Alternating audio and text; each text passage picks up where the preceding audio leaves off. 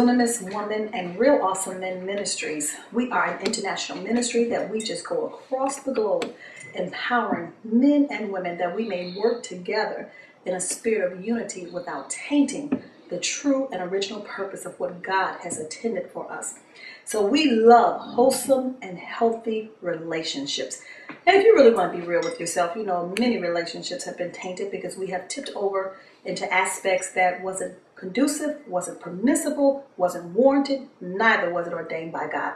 So that's why we're experiencing so much of a divorce, so much chaos and jealousy and competition. But we're here to break those things down by the power of the living God. So I'm here with an awesome, dunamis, powerful, real woman. She is so precious to me because she stepped out and took this journey, and her life has literally changed. Kamesha Bear, how are you? I am awesome. And you know I admire you, don't you? Thank you. I really do, because it's very, very difficult for people in general to step out from their norm. Absolutely. And you didn't step out, you ran out. You ran me a tomcat. You went through the wall. You went through the wall. Tell me what's up with that. You know what? Part of the relationships, even as you were just talking about them, I had reached that pivotal point in my marriage where it was definitely ending. And in that moment of fighting and the abusive aspect of it, it was just something that clicked in my mind, saying, you know what? Enough is enough. And in that moment, I remember like it was yesterday. I was speaking out to God, and I said, you know what? Before I lose another aspect of myself, I said, God, you can have the house. You can have the car. You can have this Negro. I'm done. When I left and I walked out that day, because it was a real serious drop down, all out fight. But once I got up off of the floor, I don't think I even involved the police ever, as much as my now ex-husband and I would argue or fight.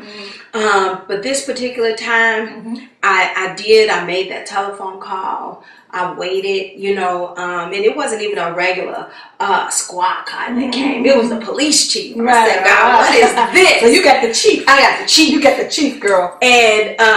And you know what? When he came into the house, he didn't ask anything except for who wants to leave today. And in that moment, I said, you know what? It will be me. And when I walked out of the house, I walked out literally with the clothes on my back.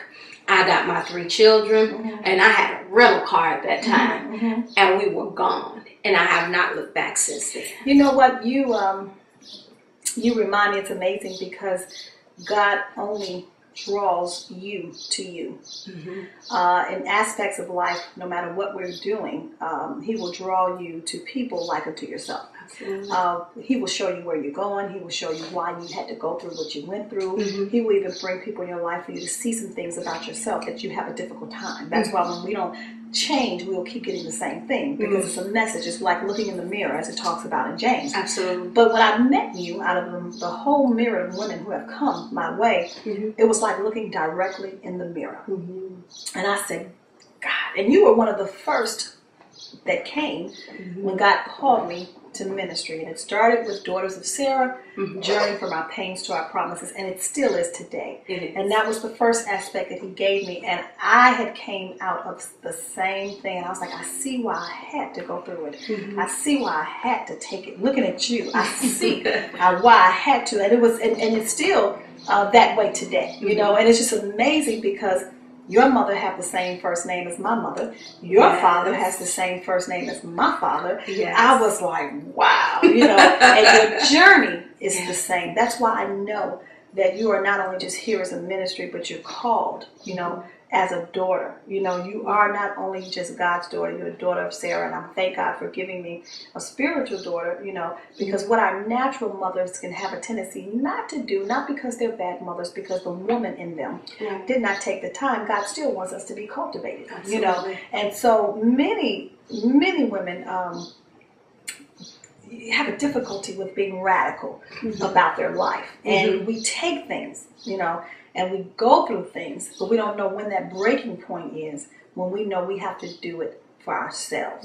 And that's when you get to the point is enough is enough. Yes. You know, and many women stay stuck in the violence. They stay stuck with the emotional abuse, and they stay stuck because they don't know what it is to be on the other side. What does my life look like without this? Yes. You didn't have no idea, and I didn't have no idea, but this is not about me, of what just all that I had to go through. I had no idea it would evolve into this. You didn't have no idea that it will come to this point, but what made you continue to be so relentless and just get in that car?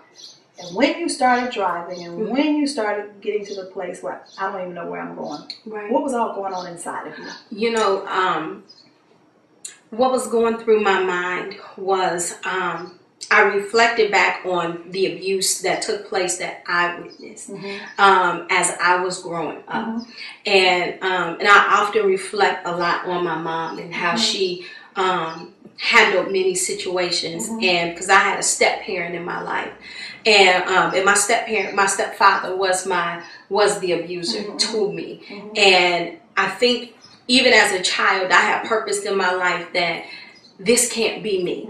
It never knowing that I would find myself in a very similar situation. Yes. But even being in that similar situation, the decision that my mother could not make, you knew you had. I knew I had to make it. About. And you know, my mom, I was in the house with my brother, you know, and it was so many things that I wanted to ask my mother, like, you know, why would you stay? Why not go? Because my mother was a very powerful woman, but I relinquished by girl. And even as we learn in emotional healing, and I was about to say man, but it wasn't a man; it was a male who had not even found his way, you know, to being a man.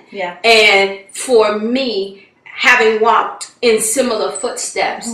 When I looked at my sons, because I have 3 kings, when I looked at them, that couldn't be me.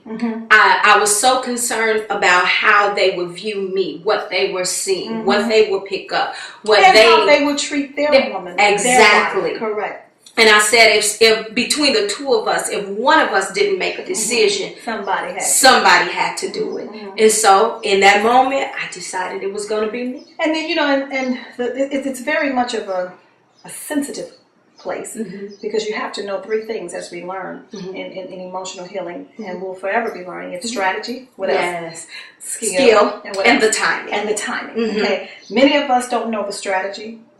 We'll have a skill, and we definitely move before the timing. We do. And then some of us stay beyond the timing, you know. So that's where the keenness, where you have to understand that you can't even do a lot of things by yourself, but no one can't tell you what to do. No, and that's why a lot of women, girl, I wouldn't do this. Girl, I wouldn't do that. Shut up. You know what I'm saying? Because the very thing you say you wouldn't do, you end up doing. You find yourself. Many women who do that got some worse situations. Absolutely. If we could just be silent. And let a person go through their process. But once you made that decision, then God led you to the place that you were supposed to be to get that healing and to move further and to get those instructions. Absolutely. You know, and that's the key to that. Relationships is one of your hearts. It is. And if we don't know that, that's why I always teach, to thine own self, be true. To thine own self. I am a relational person. I had to understand that about me. When I love, I love hard. I love hard. You know, when I give everything of me. When I ain't, I'm not lukewarm at all. You know, I'm either hot or cold. You know what I'm saying? But I had to learn how to be that. Does that make sense? It does. And you had to, and you're still doing it. Talk about that. You know what? Because I am a very, very relational person, and absolutely, when I love, I do love hard. Yes, you do. But as far as my heart condition is, if you in, you in. That's right. But when you're out, you are out. And that's why I would take a whole lot, because I know once I'm gone, I'm gone. I ain't one of the ones. Let me come back. Go ahead. Wait. This your story. But you know what? In my process, I begin to ask God, how do I balance this out? Because too much of me is inevitable that I would be become in another abusive situation, or to less of me would take away my opportunity from really getting to know or even developing. Correct. In that sense of whatever it is or whatever area I need that development in. I had to truly understand what it meant to be in a relationship, not just with a man, but also with a woman. And it breeds a different connotation to sisterhood, to friendship, you know, to motherhood. It helped me understand as well the different relationships that I have a heart's desire for. One thing I do know, God is faithful. Yes, He is. You know, it is not that my mother was a bad mother. My mother gave what she could. Yes. But at the same time, God knew what I needed. Yes, there you go. And so there are no voids that He could not fulfill, because where there was lack, He gave to me. Yes. But even I had to know who to be and how to be in that relationship, so that I'm not overbearing, so that I'm not overdoing, or even I'm not being a leech and I'm taking so much away from that. And then also too, that you're not giving what is not warranted at that time. Exactly. That's why the Word of God said, cast not your pearls before swine, nor give that which is holy to the dogs, because in return you will get hurt, because it will be trampled upon. Yes. So the key is, with the 3 strategy, skill, and timing, is that even for myself, I had to learn, and it's a forever process, because people from relationships steadily come into your life. So if you think you got it down packed, you're crazy. So you got to continue. How do I administer this? You know, what timing? Just because I have it don't mean it's for you. You know, just because I got it don't mean it's due you at this timing. Exactly. You know, I have to know that, and that's taking my power back to understand that I'm a Dunamis woman. Dunamis women, they have to think. Absolutely. But you can't think to know how to administer things if you don't know how to be true to yourself. You know, and so you have to. Just because I got it, it's not for you. Just because I can don't mean I'll do it. You know, that's why I see a balance was so important to me, because I didn't know. Again, I'm gonna give it all to you, because that's what I knew to do. But now, being in the position that I'm in right now, learning what it is that I'm learning right now, balance is inevitable, but it's a beautiful thing, because it shows me not only what I have on the inside of me, but it teaches me how to regard myself. And that's, you know, a person like yourself, and we're gonna go to a break, because I want them to really, really, you know, see one of the testimonials from a woman who was just so powerful, who had to really take some necessary steps in this journey. But for you, you know, the balance is so important, because you're just such a giver. And that's the thing that God wants to use, and He is using to execute you in the ministry that God has called you to, rekindling the flame, you know. And so you're such a giver, and all the women know, if you want some love, let me just say this before we go to a break. If you want a hug that will literally change your life, you need to come hug Kamesha, because she is so lovable. It exuberates from the very essence of who you are. And I know God is going to bring into your life a real awesome man. That when He gets you, oh my God, I'm so honored to be your mama in the spirit, and you my daughter, because I'm going to inherit a powerful son. Absolutely. You know? So just stay tuned. We'll be right back. I want you to listen to this testimonial, and we're going to come back with the one and only Kamesha Berry, who's going to talk more about relationships. But before you exuberate that power, unfortunately, abuse will take place. We'll be right back. I am a victim of childhood abuse, as well as domestic violence, until by way of driving in a car one day, listening to Christian radio. There was a voice that I heard, and that voice came from a woman called Pastor D. I was hurting, I was confused, and I didn't know what to do. And I pressed my way to make a phone call. And when my call came through, I was able to speak to her, and the only things that I could say was I needed prayer. I didn't believe that God even wanted to deal with me at all. I thought I was used goods. I thought that I was not important and that I was forgotten. I didn't think that I was worthy of anything, because I could not see past my mistakes, never imagining them to be life lessons, learning lessons, never seeing that they would eventually be used as stepping stones. I'm still developing. I'm still growing. But I'm grateful because I'm not where I used to be. If you're hearing me right now, emotional healing is specifically for you who need to be put back together again.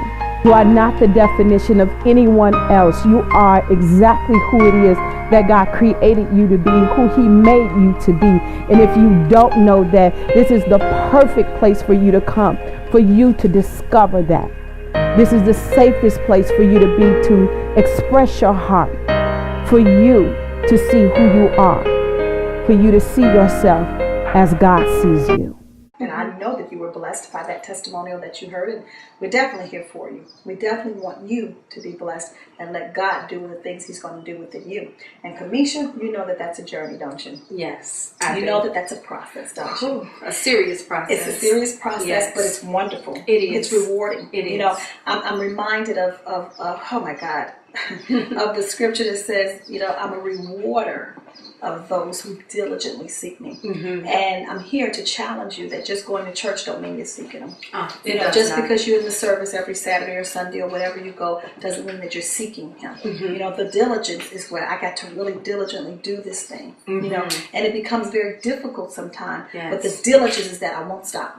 I won't give up. Absolutely. I won't let go. You know, I'm reminded when Jacob was wrestling with the angel, I won't let go until you bless me. Yes. You know what I'm saying? And this process could be difficult, but I know that the way that I am, I can't stay the same. I can't. Not with that type of visitation. Not with that type of revelation about yourself. Come on now. It's inevitable. Because he's more revealing. Absolutely. And I don't think that you realized how much of a relational person you was. You know, we're on a series about developing healthy relationships for great success. Mm-hmm. But before we get to we have to understand that we are relational. We are. And so oftentimes with the ship of the relationship is we get to doing stuff. We get to moving. We get to investing. We get to having sex. We get to doing all this stuff. Just, you know, before we understand the purpose and the cause of what God has done for me to put me in your life. Exactly. I'm an opportunity. Do you understand that? Yes, I do. For me to be in your life, you're an opportunity. Yes. For me to be able to be in your life and for you to be in my life. Yes. It's our responsibility to discover what's this opportunity and how do I appreciate this opportunity. Well, when we get married, we don't understand that we're an opportunity. Right. I'm an opportunity for this man to understand his greatness. Absolutely. And to be that, which I am required to be for him. That's why he says, he that seeketh a wife, a woman, findeth the good and obtaineth favor in the Lord, because that woman is his success. Yes. And if I don't understand me, I won't know how to be what I need to be for him. Exactly. You can't put it all on your ex-husband because you didn't understand you. I did not have a clue as to who I was. Correct. What I was operating from was literally this idea in my mind of what I believed or what I imagined this marriage would be. When we met, it seemed like the ground was so common. And I'm thinking, he's got to be thinking the same thing as me.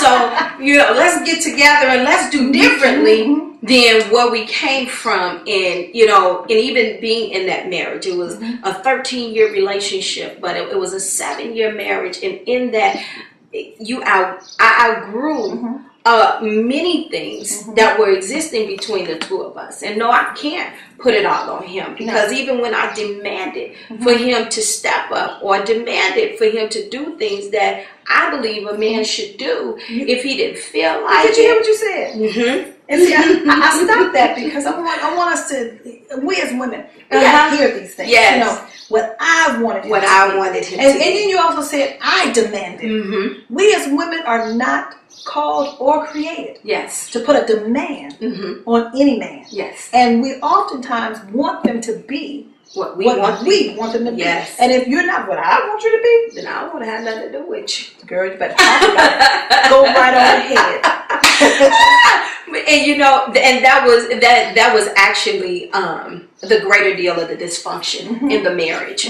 We were too busy trying to make each other into what we wanted yes, each other to be. and you was making each other. Yes, and it did not survive. It didn't survive at all. You know, I found myself, you know, even taking responsibility away from him. You know, how crazy is I'm putting this demand on you, and then at the same time, I'm taking responsibility away from you. That sound crazy? It does. You sound crazy as heck. I do. You know, and I'm a little touched, but that's neither here nor there. But that's why he wants your mind to be renewed. Exactly. And you know what? Even understanding and coming into who I am and understanding how relational I am, I found some awesome things about myself. You know, one being founded in a lot of love. Yes, yes.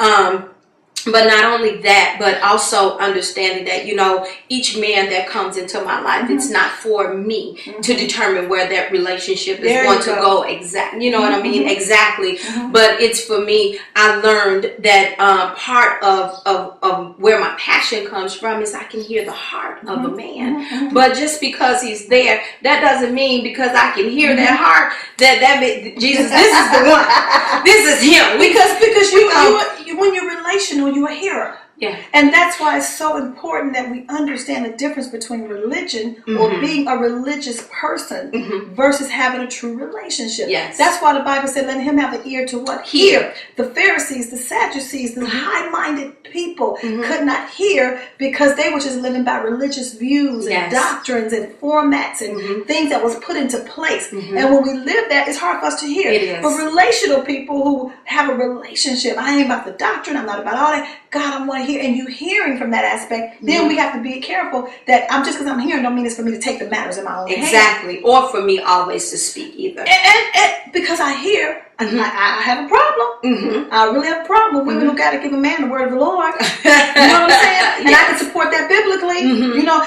and that's why I know one girl. I'm writing a book. My next book out of the Praying with Power and Purpose is The Power of a Silent Woman. Yes. And I promise you, every man gonna buy it. You know what I'm saying? Because if they don't want anything else, can I have a woman that's graceful, tender, but know her place with silence? And it doesn't mean, oh, you got to keep silent in church. It's a beauty and it's a fragrance that we carry because I don't have to prove who I am, but I know in my silence I'm executing God's plan. Yes. I'm relational. And if I ain't praying, I'm loving you. Exactly. So I love you the hell out of you. Exactly. Oh, come on, but now. that's the beautiful part of it when you're hearing, there's no reason for argument. Because if I'm hearing, then I'm understanding what this man needs, where he needs me to cover him, what I need to pray for. Oh, you my daughter. What I need to be travailing for. And in those things and how I've learned how God works is once I get up off of my face, everything that man brings should be a confirmation because I did what I needed to do. And then when he speaks, he's pregnating you with more to give out. Not give out from your mouth, but to give out in prayer, to give out in. But that's when you have to come to a point. That's why when you know enough is enough, is that it's so much abuse taking place, and it's not about your fault or his fault. A lot of people get divorced because they're like, whose fault it is? Whose fault it is? It's both. Nobody knows. That's why they come up with this term, irreconcilable differences. You know what I'm saying? We don't even know what's going on. We're just going to say, oh, we couldn't do it. You know what I'm saying? But you come to a point that it does take two. It does. You have to know your mission, as the man should know that, and we have to know our purpose. So neither one of you all knew. So now it's like the abuse is occurring, enough is enough, but now you have come to a point that you're transitioning, journeying from your pains, that all this that you're saying, you had to grow to this. I did.